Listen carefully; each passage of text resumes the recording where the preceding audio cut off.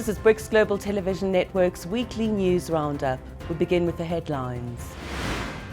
Iran's Revolutionary Guards warn Israel after deadly explosions. Russian President Vladimir Putin plans to boost Russian military to 1.5 million active soldiers. South Africa's central bank cuts repo rate to 8%, first decrease since 2020. India's Punjab Kings appoint Ricky Ponting as head coach for next 4 IPL seasons. And Saudi striker Fahad Al Muwallad is in intensive care after falling from a balcony in Dubai. Hello, I'm Juliet Newell.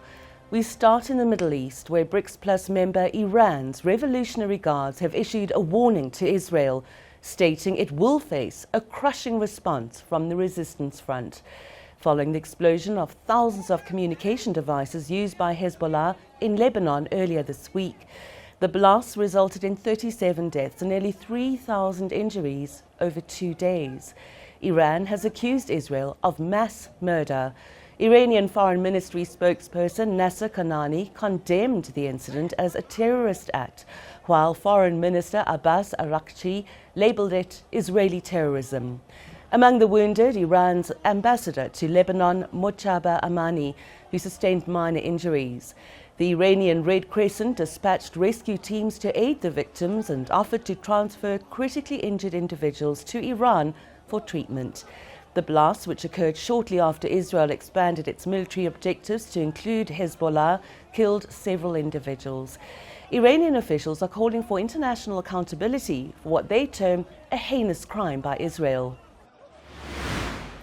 Meanwhile, Russia has also condemned the recent deadly explosions involving Hezbollah pages in Lebanon, warning that the blast could escalate tensions in an already volatile region. Kremlin spokesperson Dmitry Peskov stated that such incidents have the potential to trigger further conflict. The Russian Foreign Ministry labelled the attack a flagrant violation of Lebanon's sovereignty and a serious breach of international law, emphasizing the use of unconventional weapons. Spokeswoman Maria Zakharova called for restraint from all parties involved, highlighting the risks of renewed escalation along the Lebanese-Israeli border.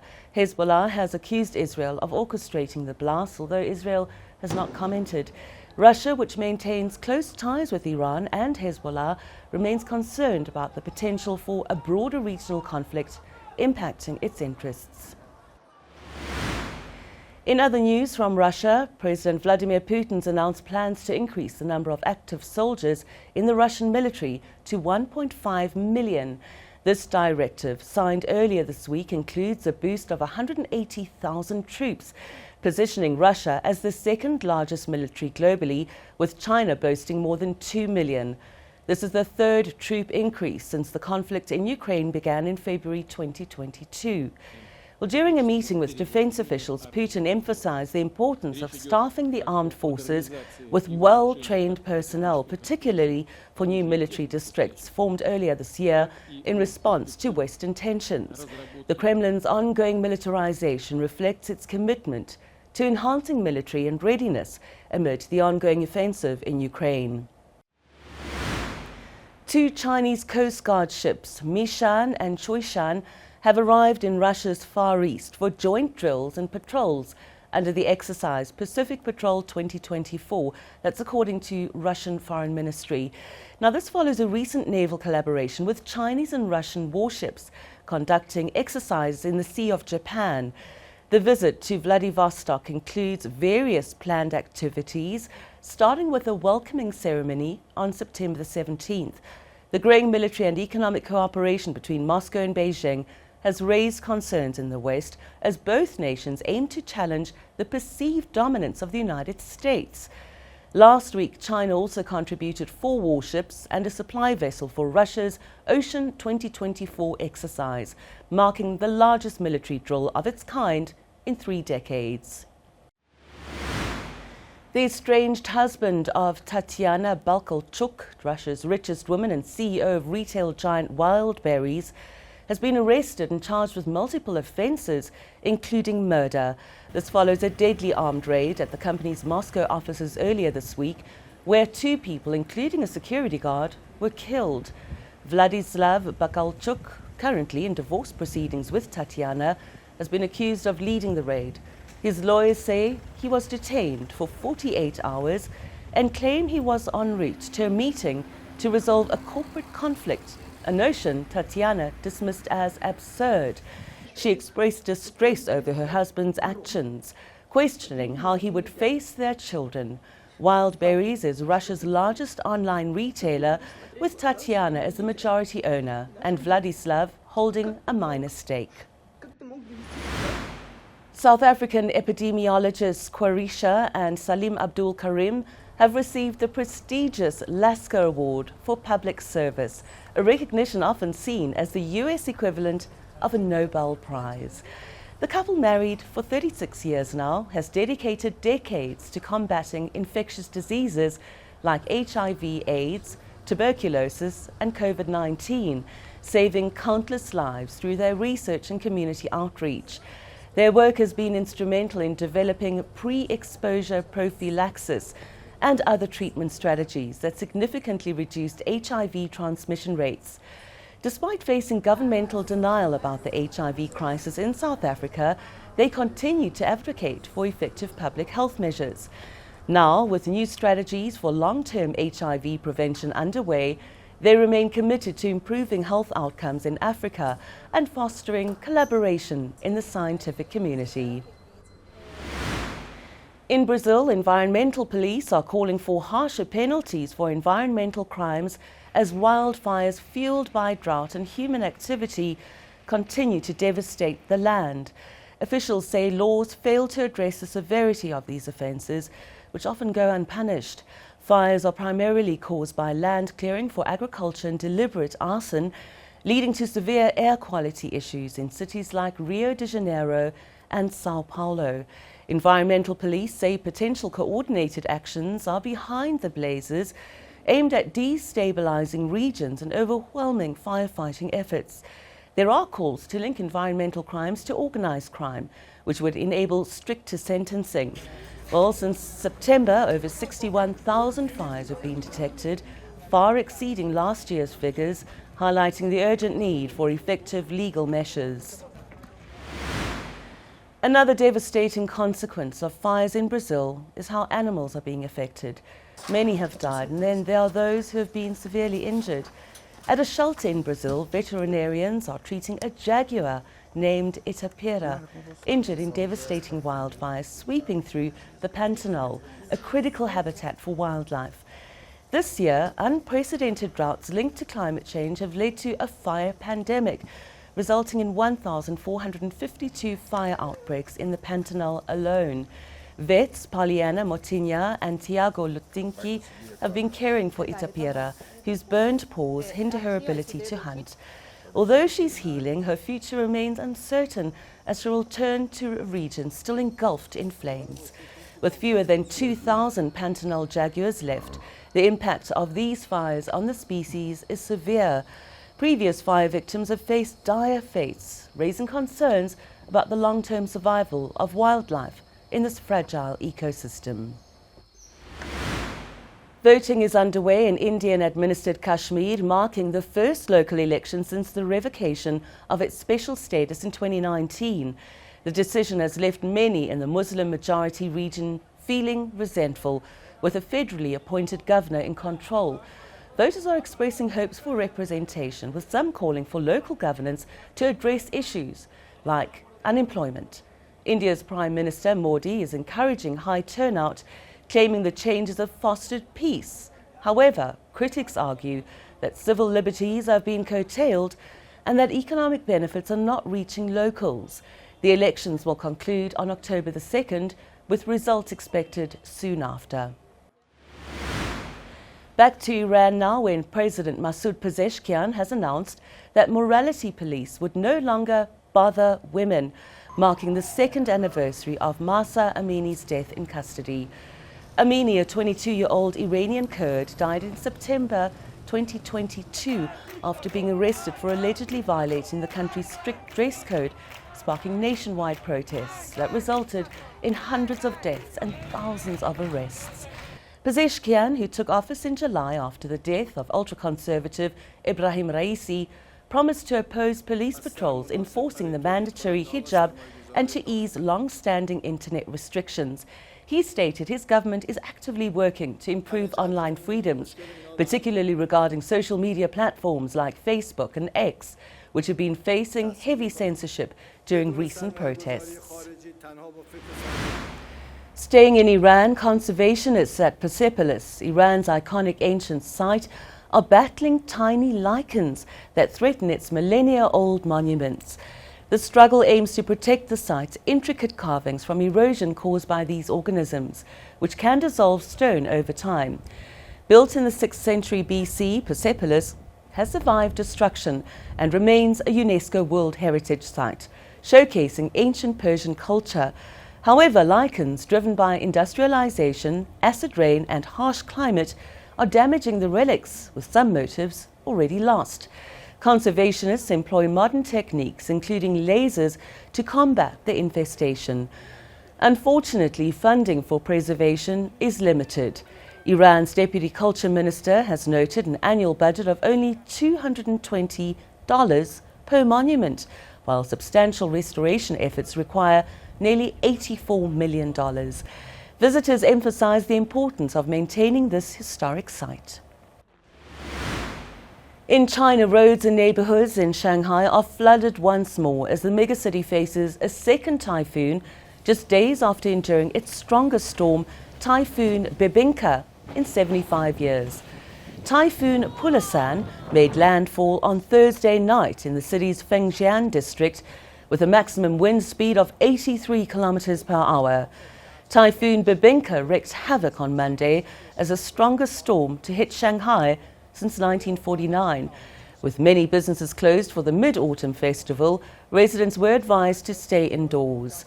Approximately 414,000 people were evacuated earlier this week, and thousands of emergency personnel were deployed.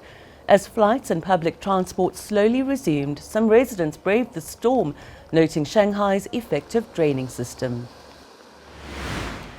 And finally, staying in Shanghai, China, the number of full-time dads is increasing. Chen Hualiang embodies a growing trend of full-time dads in China, challenging traditional patriarchal norms by taking on household responsibilities like cooking and childcare. Well, this shift has inspired a hit TV show and reflects changing societal attitudes.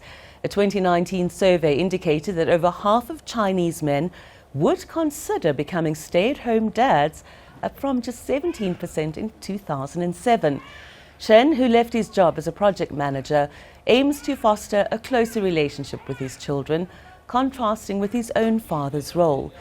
His wife, Mei Li, author of a best-selling book on stay-at-home fathers, appreciates his support at home.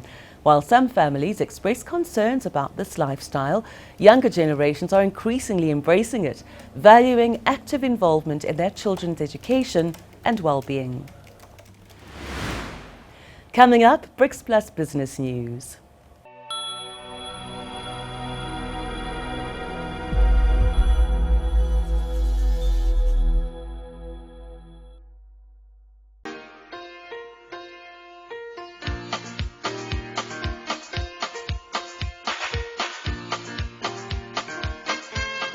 South African townships have had a significant influence on the sound of music. Townships, which were racially segregated areas during apartheid, were hubs of creativity and cultural expression. You know, I wrote a simple love song which was called You're So Good to Me, and it suddenly became this enormous hit on Ukhozi FM, which is a Zulu vernacular station. There were state-owned stations in those days. Radio Zulu played isiZulu, Radio Xhosa played isiXhosa.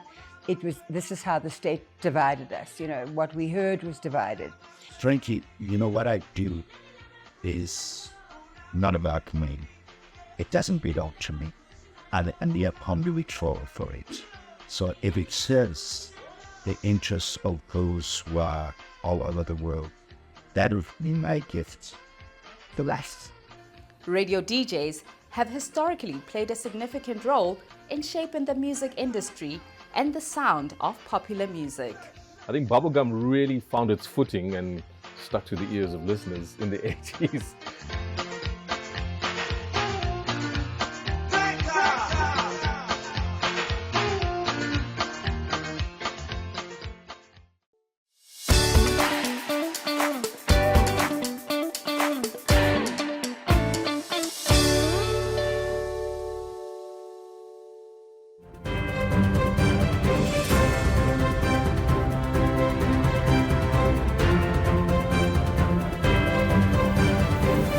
Brazil's central bank has raised its benchmark interest rate to 10.75%, marking the first hike in 2 years due to inflation concerns. This increase by a quarter percentage point represents a setback for President Luiz Inácio Lula da Silva, who had advocated for lower rates. The decision coincided with the US Federal Reserve's first rate cut in 4.5 years, reducing its benchmark to between 4.75% and 5%. The central bank's Monetary Policy Committee cited stronger than expected economic labour market activity, along with persistently high inflation as reasons for the hike. While inflation slowed to 4.24% year on year, it remains near the upper limit of 4.5%. Lula argues that high rates hinder investment, even as unemployment fell to 6.8%. Meanwhile, South Africa's central bank has cut its benchmark interest rate for the first time since 2020, reducing the repo rate by 0.25 percentage points to 8%. This move aligns with a global trend as central banks lower borrowing costs amid easing inflation, following significant rate hikes due to inflation spikes from the COVID-19 pandemic and the Ukraine conflict. Many countries, including the US and several European nations, have begun cutting rates. In August, South Africa's inflation fell to 4.4%, below the bank's target range. Reserve Bank Governor Lesetja Kganyago noted improving economic confidence and slightly higher growth projections, although growth remains modest at around 2%. The bank opted for a cautious approach, considering a larger cut, but ultimately decided against it. The former head of a construction company that worked with South Africa's struggling state-owned power utility Eskom has been extradited from Britain to face corruption charges. That's according to police. Michael Lomas, a British citizen and ex-chairman of Tubular Construction, was arrested in London on April 15, 2021. Lomas is wanted for fraud and corruption exceeding 1.5 billion rand, that's roughly $85.8 million, relating to the Kusile power station between 2008 and 2018. He allegedly manipulated contracts and fled to the UK after being granted bail. Lomas faces charges alongside 4 others, including 2 former Eskom executives, for kickbacks and inflating costs linked to the power plant's construction. Eskom has faced significant challenges due to years of mismanagement and load shedding. A Hong Kong investigation revealed that an engine defect in the Airbus A350 could have caused extensive damage, leading to the cancellation of numerous Cathay Pacific flights this month. The probe followed an incident on September the 2nd when a Zurich-bound A350 had returned to Hong Kong due to a ruptured fuel hose, which was found to have a discernible hole and burn marks. Inspections revealed that 15 out of 48 A350s in Cathay's fleet needed component replacements. The Air Accident Investigation Authority classified the incident as serious, warning that a fuel leak could have ignited an engine fire. Well, in response, the European Union Aviation Safety Agency mandated inspections of affected aircraft, and Rolls-Royce is collaborating with regulators to address the issues identified in the investigation. The leader of Russia's Chechen Republic, Ramzan Kadyrov, has accused Elon Musk of remotely disabling a Tesla Cybertruck he claimed to have received from the billionaire last month. In a Telegram post, Kadyrov alleged that Musk had switched off the vehicle and expressed disappointment. Kadyrov previously shared a video of himself driving the Cybertruck, which had a machine gun mounted on its roof. Musk, however, denied Kadyrov's claims, calling them false on his social media platform X. Kadyrov, a staunch supporter of President Putin, has sent thousands of troops to assist in the Ukraine offensive and claimed the Cybertruck had been used effectively in combat. Elon Musk's X social media platforms once again gone offline in Brazil a day after resuming service in violation of a judicial ban, according to the Abrant Internet Provider Association. This after the Brazil Supreme Court ordered X to suspend access to the platform again or face a daily fine exceeding $900,000. The social network was banned last month, but access was restored on Wednesday, which the government called a deliberate violation of the order. Judge Alexandre de Moraes described X's actions as unlawfully, persistently and intentionally defying judicial directives. He mandated that the state telecommunications agency, Anatel, take necessary steps to block the service again. The court has frozen the assets of X and Musk's Starlink to ensure payment of fines related to non-compliance. Moraes' order sparked debates on free speech and the limits of social media, especially as X has over 22 million users in Brazil. Musk has criticized Moraes, labeling him an evil dictator. In just a bit, BRICS Plus sports updates.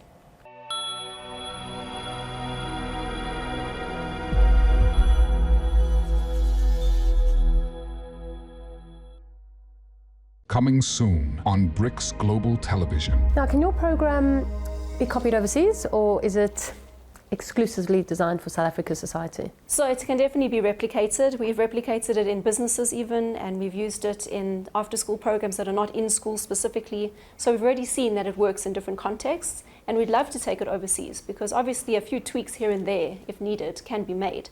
But the point is the basic model is something that anyone can use.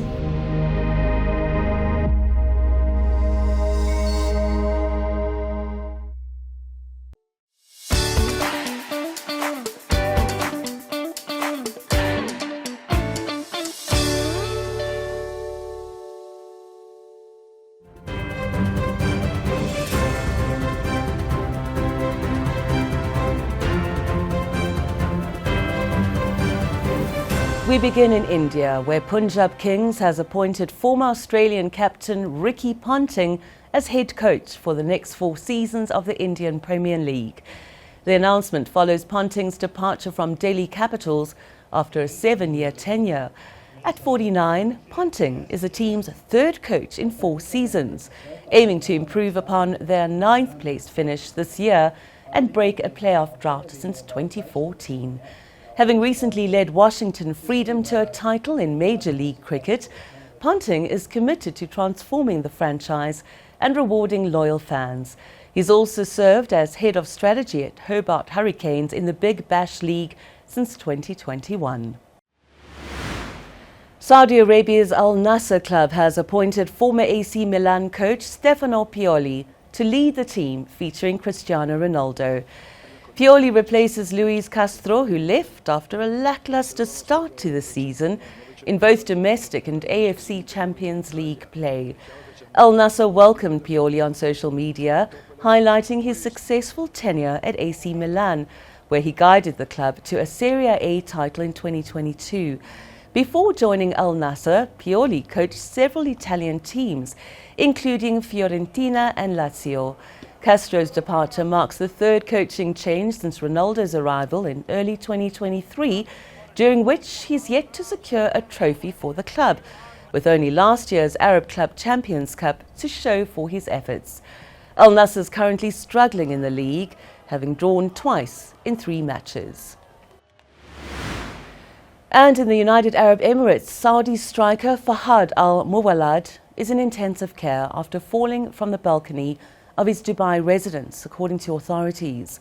The 30-year-old, who participated in the 2018 World Cup but missed the 2022 squad due to a doping ban, fell from his 2nd floor flat while on holiday. The Saudi consulate in Dubai confirmed it was informed of the incident and is monitoring police investigations. Al-Muwallad plays for Al-Shabaab, whose captains travelled to check on his condition. There are reports of criminal suspicions surrounding the fall. Throughout his career, Al-Muwallad has faced doping issues, serving 2 bans, and the latest for testing positive for furosemide, a banned diuretic. He scored 17 goals in 74 international matches. And that's it with your sports for now. We'll be back again with more next week.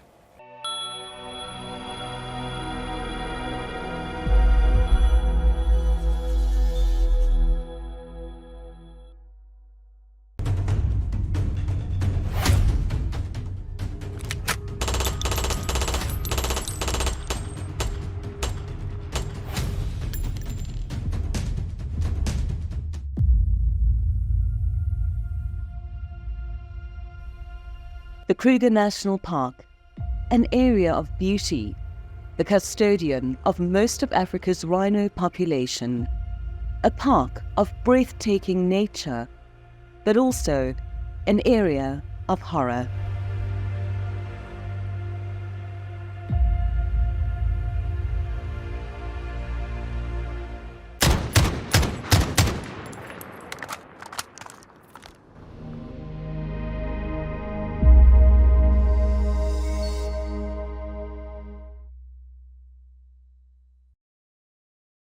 Well, here we have it. Time to turn things around. You caught the taxi and watched the money drain out of your account. Now we're going to pay you if you are lucky enough to catch our taxi. Small problem. You've got to know a few things about BRICS. No, not the stuff you build your house with. Welcome to the BRICS on Wheels show.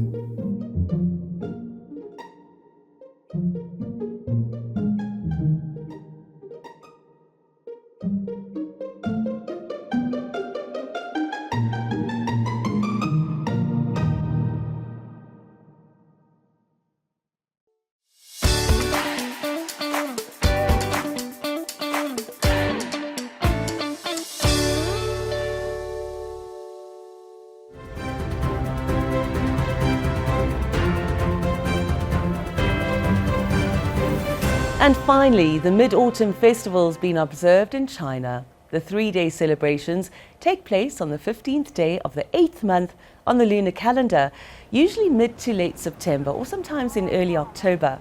This year, almost 200 million trips between different regions in China have been recorded, as family members made their way to one another to enjoy the festivities together. It's customary to gather with loved ones and, when possible, take a short trip together. The Mid-Autumn Festival has deep cultural significance, celebrating the harvest and the beauty of the moon. People gather to admire the full moon, which is believed to be the brightest and roundest of the year. Colourful lanterns are often displayed, and lantern parades are common in many areas. These are some of the stories from BRICS Plus countries making headlines around the world. For more, check out our website and social media for the latest updates.